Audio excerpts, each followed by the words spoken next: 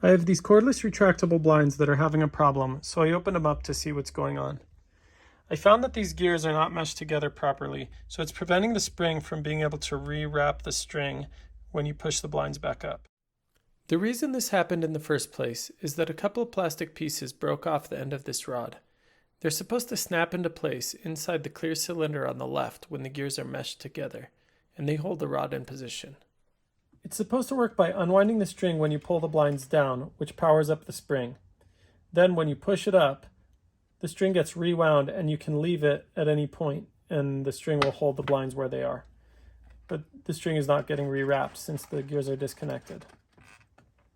I initially thought maybe I could just put a dab of hot glue or something like that here, which would keep the gears together. But then I realized that this actually needs to be able to move freely back and forth, because at the other end there's a screw that moves this whole rod to the left as it winds up, so there's room for the string, and to the right as it unwinds. So if I measure this distance when the string is unwound, I get about 2 3/4 of an inch.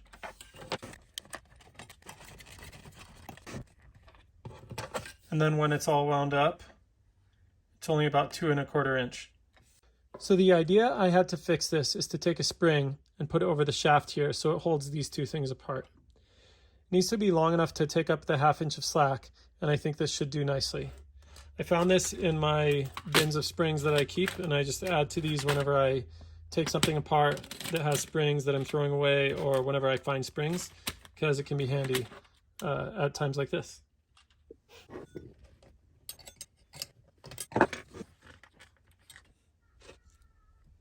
Since the spring isn't long enough to span the whole distance, I need a spacer. So I found this pen that fits over the shaft and also nests nicely inside the spring. So I think that'll hold it in place well. And I need to just cut that to the right length. So I want to be 2 3/4 inches at the longest, and I think I want a little bit of compression on the spring at that point, and make sure that I still have 1/2 inch of compression left. So I think if I cut it just after that Bic line, that should work well.